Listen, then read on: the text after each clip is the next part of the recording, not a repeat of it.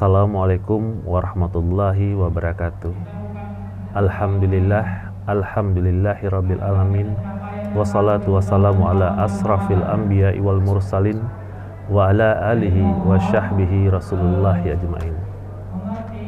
Asyhadu an la ilaha illallah wa asyhadu anna muhammadar rasulullah. Bulan Ramadan adalah bulan yang paling ditunggu-tunggu oleh umat muslim di dunia. Karena di bulan Ramadan merupakan bulan yang penuh berkah, rahmat, dan banyak sekali amalan yang dapat kita lakukan. Puasa di bulan Ramadan merupakan kewajiban bagi setiap umat muslim. Ini sesuai dengan perintah Allah dalam surat Al-Baqarah ayat 183 yang berbunyi, Ya ayyuhallazina amanu kutiba alaikumusiyam kama kutiba alal ladzina min qablikum la'allakum tattaqun. Artinya, diwajibkan kepada kamu berpuasa seperti diwajibkan kepada orang-orang sebelum kamu, agar kamu bertakwa. Pemirsa Abdurrahab TV yang berbahagia, banyak pertanyaan dari orang-orang atau kaum muslimin yang menderita penyakit lambung, bagaimana mereka aman dalam menjalankan ibadah puasa selama bulan Ramadan. Ada suatu penelitian yang dilakukan di Rumah Sakit Cipto Mangunkusumo yang meneliti pada orang-orang yang menderita penyakit lambung dalam menjalankan ibadah puasa. Ternyata didapatkan hasil bahwa selama menjalankan ibadah puasa, ternyata orang-orang yang menderita penyakit lambung itu angka kekambuhannya jauh lebih kecil lagi, atau penyakit lambungnya menjadi lebih baik. Kenapa bisa hal ini terjadi? Pertama mungkin adalah keteraturan kita dalam makan. Pada saat di bulan Ramadan, kita lebih teratur makan, sahur, dan makan pada saat berbuka puasa. Kemudian juga pada saat di bulan Ramadan,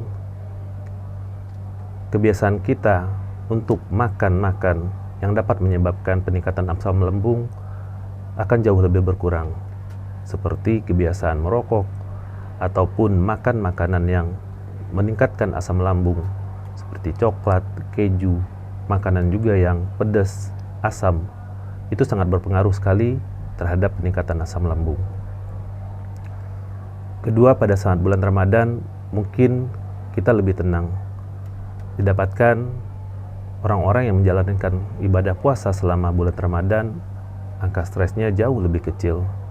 Kita tahu bahwa stres adalah salah satu pemicu dari meningkatnya asam lambung. Sehingga dari hasil penelitian itu didapatkan bahwa orang-orang yang menjalankan ibadah puasa pada saat bulan Ramadan, angka kekambuhan penyakit lambungnya jauh lebih sedikit. Pemirsa Abdurrahab yang berbahagia, pada kesempatan ini izinkan saya berbagi tip untuk para pemirsa, terutama bagi para penderita penyakit lambung, agar dapat aman saat menjalankan ibadah puasa di bulan Ramadan. Adapun beberapa tip yang dapat dilakukan. Pertama adalah janganlah makan terburu-buru, baik pada saat berbuka puasa ataupun pada saat sahur.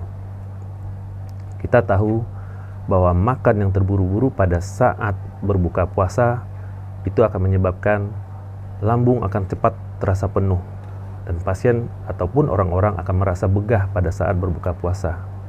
Begitupun juga pada saat sahur. Dalam Islam juga diajarkan bahwa kita sebaiknya mencerna makanan atau mengunyah makanan sebanyak 33 kali. Ini sesuai dengan anjuran Rasulullah SAW agar kita mencerna makanan dengan perlahan. Dari segi kesehatan juga dikatakan bahwa dengan mengunyah 30-50 kali pada setiap kita makan, itu akan memberikan kesempatan makanan yang ada dalam mulut berkontak langsung dengan enzim-enzim yang ada di dalam mulut. Sehingga makanan mudah sekali untuk dicerna pada saat sampai di lambung. Sehingga orang-orang tidak akan menjadi begah ataupun merasa penuh pada saat setelah makan. Yang kedua, yang dapat dilakukan pada orang-orang penderita lambung saat melakukan ibadah puasa adalah makan dengan porsi yang bertahap. pada saat azan, mulailah makan misalnya dengan kurma, minum dengan air putih, kemudian kita sholat maghrib, habis itu baru makan yang besar. Pada saat makan yang besar, juga pilihlah menu makanan yang tidak akan meningkatkan asam lambung, seperti makanan yang terlalu berlemak, makanan terlalu berminyak, ataupun makan-makanan yang pedas, makanan yang asam, yang dapat mempengaruhi pada asam lambung kita.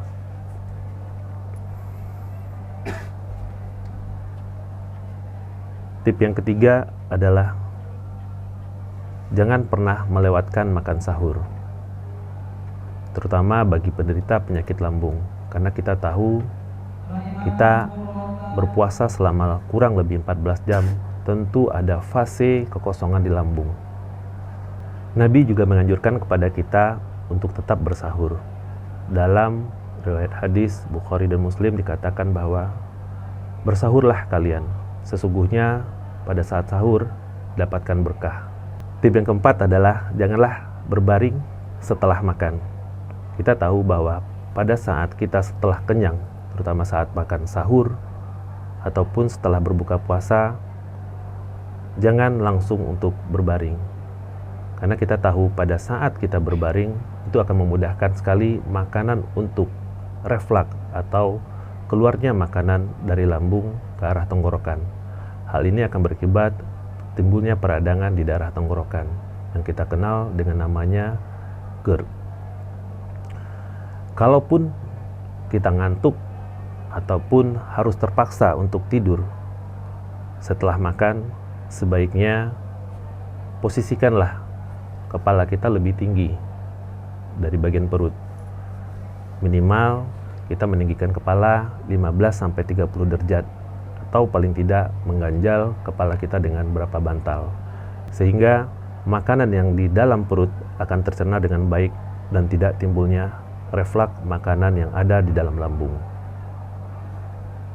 Tip yang kelima adalah usahakan pada saat berbuka puasa ataupun pada saat sahur tidak menggunakan pakaian-pakaian yang terlalu ketat. Kita tahu bahwa secara anatomis pada saat makanan kita kunyah dari mulut dan akan turun ke lambung, tentu butuh gravitasi. Dengan adanya pakaian yang terlalu ketat atau ikat pinggang yang terlalu ketat, itu akan menghalangi makanan masuk dari mulut ke dalam lambung, dan itu juga akan mempengaruhi sekali timbulnya GERD pada pasien-pasien yang menderita penyakit lambung. Tip yang keenam adalah minum air putih yang cukup pada saat berpuasa. Itu sangat bermanfaat sekali bagi kesehatan pencernaan kita. Minumlah minimal 2-3 liter per hari, sehingga pencernaan kita lebih baik dan juga mencegah terjadinya dehidrasi selama berpuasa. Demikianlah tips singkat yang dapat saya sampaikan pada kesempatan ini. Mudah-mudahan dapat bermanfaat bagi kita bersama. Mohon maaf kalau ada kekurangan. Wabillahi taufik wal hidayah. Assalamualaikum warahmatullahi wabarakatuh.